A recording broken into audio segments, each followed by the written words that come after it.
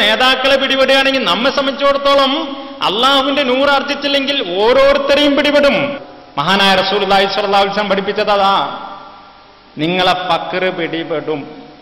3 കാര്യം അള്ളാഹുവിന്റെ നൂറ് ആർജിച്ചില്ലെങ്കിൽ, അള്ളാഹുവിന്റെ ദീനിലേക്ക് ശ്രദ്ധിച്ചില്ലെങ്കിൽ, ദീന് നിങ്ങളുടെ ലക്ഷ്യമായിട്ടില്ലെങ്കിൽ 3 കാര്യം നിങ്ങളെ പിടിപെടും. ഏതാ? 1, വഹമ്മുൻ ലാ യുഫാരിഖു ഖൽബഹു അബദാ, അവന്റെ മനസ്സിൽ നിന്ന് ഒരിക്കലും വിട്ടുപിരിയാത്ത വിഷമം, ടെൻഷൻ അവന് പിടിപെടും. 2, എന്താ? ഫഖ്റുൻ, ദാരിദ്ര്യമാണ്, ഒരു കാലത്തും നീങ്ങിപ്പോവാത്ത ദാരിദ്ര്യം പിടിപെടും. ഞാനൊന്നും വിശദീകരിക്കുന്നില്ല. 3-മത്തേത് ആഗ്രഹം. ഇതൊക്കെ ഉണ്ടെങ്കിലും ഭയങ്കര ആഗ്രഹം, അത്യാഗ്രഹം, ഒരിക്കലും വയറ് നിറയാത്ത അത്യാഗ്രഹം നിങ്ങൾ പിടിപെടും. നിങ്ങൾ ആലോചിച്ച് നോക്കൂ, ഞാൻ ഇന്നലെ പറഞ്ഞ പ്രപഞ്ചോൽപ്പത്തി, അതിന്റെ പ്രപഞ്ചഘടന 12 അധ്യായം 18 ആയത്തുകളിൽ അത് പഠിപ്പിക്കുന്നു. ജലശാസ്ത്രം, ജലപരിക്രമണം 13 അധ്യായം 17 ആയത്ത്. ഞാനത് വായിച്ച് മാത്രം പോവുകയാണ്, വിശദീകരിക്കുന്നില്ല. അതിന് നമുക്ക് ടൈം ഇപ്പം അനുയോജ്യമല്ല. അതുകൊണ്ട് തന്നെ എനിക്ക് മറ്റ് ചില കാര്യങ്ങൾ നിങ്ങളുടെ ശ്രദ്ധയിൽപ്പെടുത്താനുണ്ട്. ഞാനത് പെട്ടെന്ന് വായിച്ചു പോവുകയാണ്. ഭൗമശാസ്ത്രം 60 സൂറത്ത് 195 ആയത്ത്. ജീവശാസ്ത്രം, ജനിതകശാസ്ത്രം 17 സൂറത്ത് 20 ആയത്ത്. ബഹിരാകാശ ശാസ്ത്രം 5 അധ്യായം 7 സൂക്തങ്ങൾ.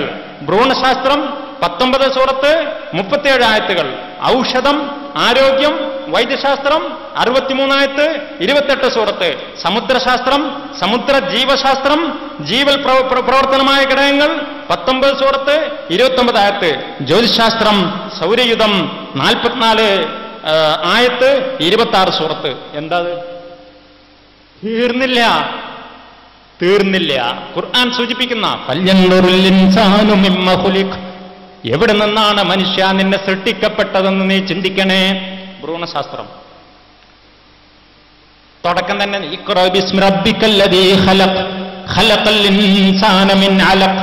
അലക്കിൽ നിന്ന് സൃഷ്ടിച്ചു. എന്താ ഈ അലക്ക്? ഭ്രൂണശാസ്ത്രം. എന്താ അലക്ക്? അലക്ക് എന്ന വേർഡിന് 3 അർത്ഥമുണ്ട്. ഡോക്ടർ കീർത്ത് മൂറ് പറയാം, 3 അർത്ഥമുണ്ട്. ഞാൻ പോകുമ്പോ അങ്ങനെ പറഞ്ഞു പോകും. 3 അർത്ഥമുണ്ടത്. സസ്പെൻസ്ഡ് തിങ്, ബ്ലഡ് കോട്ട്,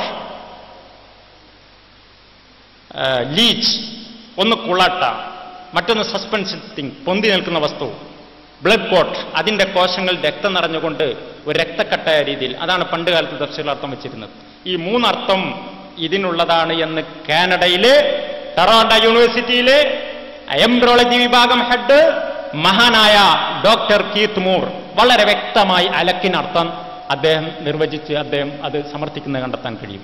എന്നിട്ട് ഒരു ലേഖനം തന്നെയുണ്ട്, the modern embryology testifies the prophet Muhammad സല്ലല്ലാഹു അലൈഹി വസല്ലം. ആധുനിക ഭ്രൂണശാസ്ത്രം ടെസ്റ്റിഫൈസ്, അത് സാക്ഷ്യപ്പെടുത്തുന്നു മുഹമ്മദ് നബി സത്യപ്രവാചകനാണെന്ന് സാക്ഷ്യപ്പെടുത്തുന്നു.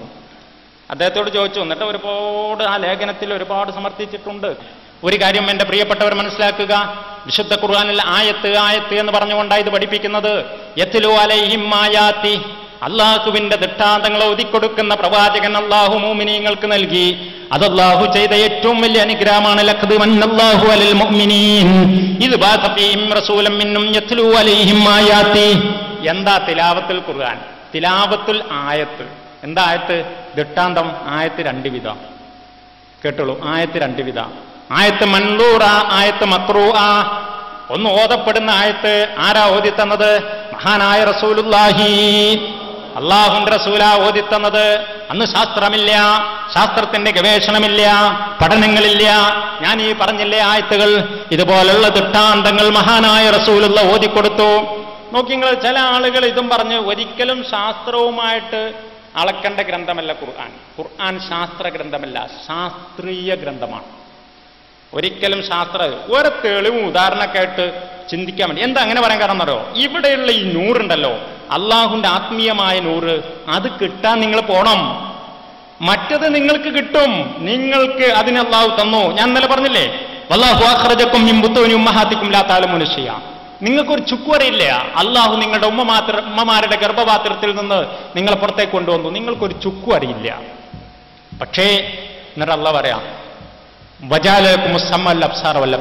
നിങ്ങൾക്ക് എന്നിട്ട് ചെവിയും കേൾവിയും കാഴ്ചയും ഹൃദയമൊക്കെ തന്നിട്ടുണ്ട്. എന്തിന്? നിങ്ങൾ അതിലൂടെ പഠിച്ച് ഗവേഷണം ചെയ്ത് കണ്ടെത്തണം. എന്ത് ഈ ദൃഷ്ടാന്തങ്ങളും കാര്യങ്ങളൊക്കെ പഠിച്ച് മനസ്സിലാക്കി അള്ളാഹുവിനെ കണ്ടെത്താൻ അതിനു വേണ്ടിയിട്ടാ. അല്ലാതെ ഒരു ഐൻസ്റ്റീനും ആൽബർട്ട് ഐൻസ്റ്റീൻ പ്രസവിച്ചു വന്നപ്പോ ഒരു ടൂൾസും കൊണ്ടുവന്നിട്ടില്ല. ഉമ്മമാരുടെ ഗർഭപാത്രത്തിൽ വെച്ച് വന്നപ്പോൾ ഒരു ടെസ്റ്ററായിട്ട് വന്നിട്ടുണ്ടോ? ഒരു ടെസ്റ്റും കൊടുന്നില്ല. ഇവിടുന്ന് ആ ടെസ്റ്റർ എടുത്ത് ഇവിടുന്ന് ഒക്കെ അള്ളാഹു ഇവിടെ സംവിധാനിച്ചു. ആൽബർട്ട് ഐൻസ്റ്റീൻ ഭൗതിക പ്രകാശം കണ്ടെത്തി. അതുകൊണ്ട് തന്നെ ലാസ്റ്റ് ഐൻസ്റ്റീന് ദുഃഖവും അതുപോലെ വിഷമവും പിടിപെട്ടു.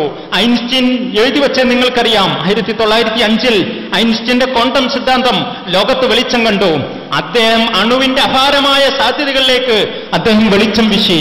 അത് കാരണമായി അണു ആയുധങ്ങളുടെ പുരോഗതി അദ്ദേഹത്തിന്റെ കണ്ടുപിടുത്തത്തിൽ നിന്നാണ് ഉണ്ടായത്. അദ്ദേഹത്തിന് ഇസ്രായേൽ സ്ഥാപകനായ അദ്ദേഹത്തിന് ഇസ്രായേൽ പ്രസിഡന്റ് ആവാൻ പോലും ക്ഷണിച്ചു. പക്ഷേ ഐൻസ്റ്റീൻ പറഞ്ഞ വാക്ക് എന്താണെന്ന് അറിയുമോ? നിങ്ങൾ ആലോചിക്കണം. ഐൻസ്റ്റീൻ പറഞ്ഞ വാക്ക്, ഞാനൊരു ജന്മം ഇനി എനിക്കുണ്ടാവുമായിരുന്നെങ്കിൽ, ഇനി ഒരു ജന്മം എനിക്കുണ്ടാവുമായിരുന്നെങ്കിൽ ഒരിക്കലും ഞാൻ ഈ സിദ്ധാന്തം കണ്ടുപിടിക്കുമായിരുന്നില്ല. ഞാനൊരു വഴിയോര ചെരുപ്പ് കച്ചവടക്കാരനോ ഒരു ചെരുപ്പ് കുത്തിയോ ഞാൻ ജീവിക്കുമായിരുന്നു എന്ന് മഹാനായ ഐൻസ്റ്റീൻ എഴുതി വെച്ചു. എന്തുകൊണ്ടാ? വെളിച്ചം, ഭൗതിക വെളിച്ചം കണ്ടു. അതുകൊണ്ട് മാത്രമായില്ല, ആത്മീയ വെളിച്ചം കാണാത്തത് കൊണ്ട് ഐൻസ്റ്റീന് സമാധാനമുണ്ടായില്ല. കാരണം താൻ കണ്ടുപിടിച്ച അണുബോംബുകളുടെ ആ പുരോഗതിയിലൂടെ വന്ന വിസ്ഫോടനങ്ങളും അത് ദുരുപയോഗം ചെയ്തുകൊണ്ട് ഈ ലോകത്തുണ്ടായിട്ടുള്ള പ്രശ്നങ്ങളിലേക്കും വിഷമങ്ങളും മനസ്സിലേക്ക് അദ്ദേഹത്തിന് കടന്നു വന്നു. അണുബോംബുകളുടെയും സ്ഫോടനങ്ങളൊക്കെ നമുക്കറിയാം. ഹിരോഷിമയും നാഗാസാക്കിയും ഒക്കെ നമ്മുടെ മുമ്പിലുണ്ട്. ചരിത്രത്തിൽ രക്തം കൊണ്ട് എഴുതിയ ചരിത്രമാണ് അവയ്ക്കൊക്കെ ഉള്ളത്. ഞാൻ ആ ഭാഗം വിശദീകരിക്കുന്നില്ല. ആയത്ത് രണ്ട് വിധമാണ്. ഒന്ന് ആയത്ത് മൻദൂറ, ഒന്ന് ആയത്ത് മക്രൂഅ. റസൂൽ അങ്ങനെ ഓതി തന്നു. മറ്റൊന്നോ മൻദൂറ, കാണപ്പെടുന്ന ദൃഷ്ടാന്തം. അതേതാ? അതാണ് ശാസ്ത്ര കണ്ടുപിടുത്തത്തിലൂടെ കാണുന്നത്. റസൂൽ ഓതിത്തന്നത് ശാസ്ത്രം കണ്ടുപിടിക്കുന്നു. റസൂൽ ഓതിത്തന്നത് എന്നും യാഥാർത്ഥ്യമാണ്. അതിന് ലാ മുബദ്ദില കലിമാത്തി, അതിന്റെ കലിമത്തുകൾക്കോ അല്ലെങ്കിൽ അതിന്റെ അർത്ഥങ്ങൾക്കോ ഒന്നിനും ഒരു മാറ്റവും ഉണ്ടാകില്ല. അത് എന്നും അല്ലാഹുവിന്റെ വചനമാണ്, സത്യമായി തുടരും. ശാസ്ത്രം, science gives us but a partial knowledge of reality. നമുക്ക് ഭാഗികമായ അറിവ് ശാസ്ത്രം തരുന്നു. അത് യാഥാർത്ഥ്യത്തിലെത്തും. ചിലത് എത്തിയെന്ന് വരില്ല. പല കണ്ടുപിടുത്തങ്ങളിലൂടെ അവസാനമായി അങ്ങോട്ട് എത്താനുള്ള വേദിയാകും. യാഥാർത്ഥ്യത്തിലെത്തുമ്പോ റസൂലുള്ള ഓതിത്തന്നതും ഇതും സത്യമാണെന്ന യാഥാർത്ഥ്യം പുലരുന്നു.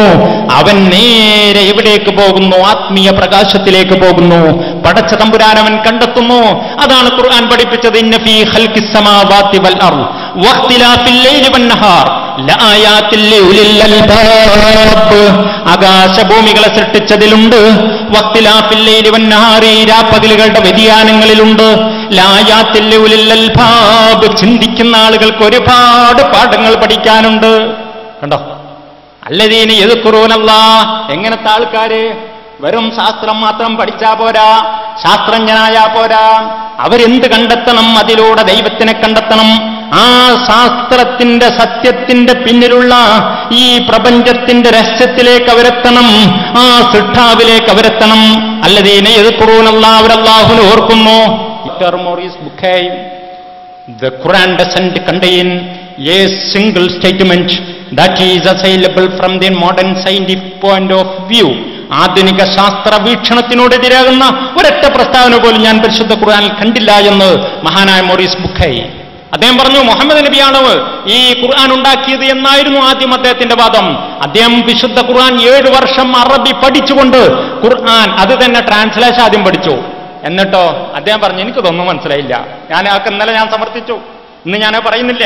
അവസാനം ഖുർആൻ പഠിച്ച അറബിയിൽ I examine the ഖുർആനിക് text very closely in Arabic text very closely എന്നാണ് അദ്ദേഹം എഴുതി വെച്ചത്. വളരെ അടുത്ത് ചെന്ന് ഖുർആനിന്റെ അറബിയിലുള്ള ഗ്രന്ഥം ഞാൻ പരിശോധിച്ചു. എന്നിട്ടാണ് എനിക്ക് മനസ്സിലായത് ഖുർആൻ അപാരമായ അള്ളാഹുവിന്റെ ഗ്രന്ഥമാണ്, ആ മുഹമ്മദ് നബിയുടെ വചനമാണെന്നുള്ളത് ഞാൻ സ്റ്റോപ്പ് ചെയ്യുന്നു, നിർത്തുന്നു എന്നാണ് അദ്ദേഹം പറഞ്ഞത്. അതുകൊണ്ട് ഇത് പൂരണമാവണം.